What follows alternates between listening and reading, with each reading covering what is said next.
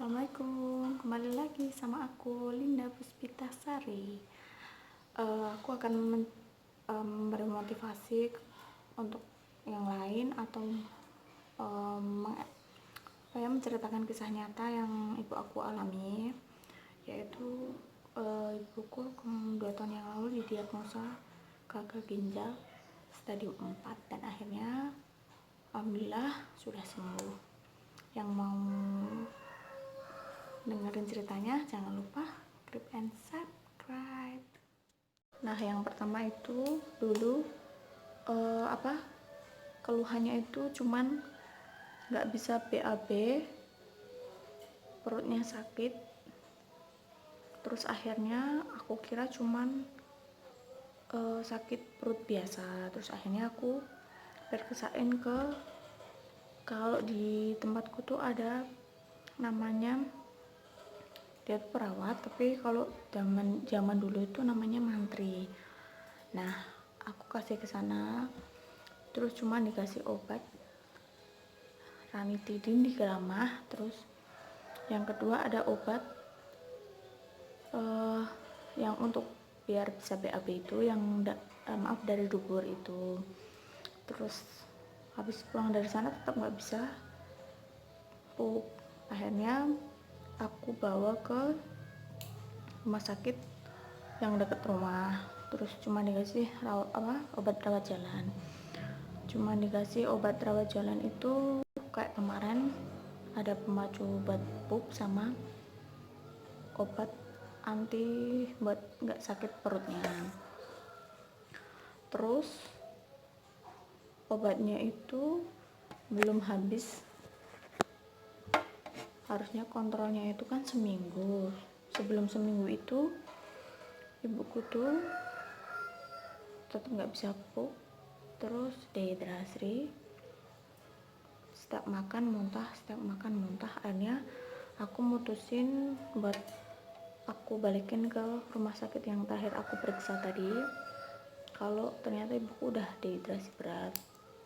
Akhirnya di situ cek lab itu hasilnya, di cek lab itu ada cek lab lengkap, ada darahnya, dan hasilnya itu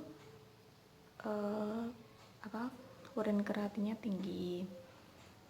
Terus akhirnya ibuku itu dirujuk ke rumah sakit yang lebih tinggi. Akhirnya ternyata setelah diobservasi sama dokternya, ternyata ibuku itu gagal ginjal, udah stadium 4. Stadium 4 itu mau nggak mau harus dicuci darah. Dicuci darah itu pokoknya diberi lubang di dada sebelah kanan. Itu fungsinya itu untuk membersihkan darah. Jadi nanti alatnya itu masuk dari sini gitu. Nanti aku akan kasih video.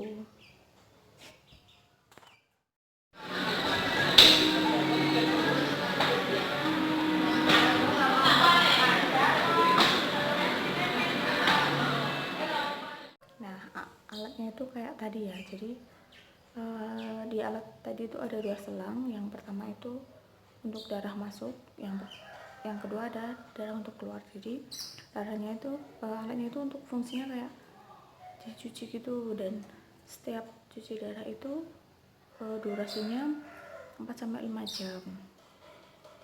Itu dulu ibuku itu seminggu bisa 3 kali maksimal.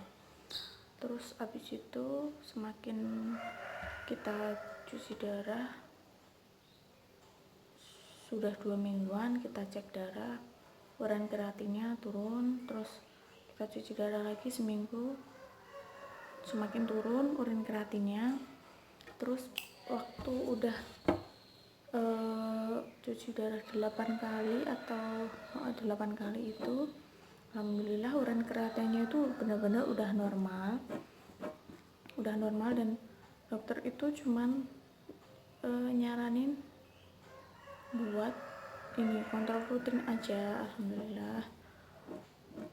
Jadi nggak ada obat apapun yang diminum, cuman dokter bilang bisa karena keracunan. Jadi sebelumnya itu ibuku tuh mengkonsumsi jamu banyak banget, bisa karena itu, terus bisa karena tensi, karena ada riwayat hipertensi dari keluarga, terus gula juga ada, tapi kemarin gulanya tuh cuman 220, terus tensinya juga nggak pernah lebih dari 200. Akhirnya setelah dinyatakan nggak cuci darah, ibu tuh cuman konsumsi rutin obat hipertensi dan ini obat gula, dan cuman kontrol yang 3 bulan pertama itu setiap 1 bulan sekali selama 3 bulan, terus habis itu 3 bulan sekali. Alhamdulillah sekarang udah nggak ada keluhan seperti itu.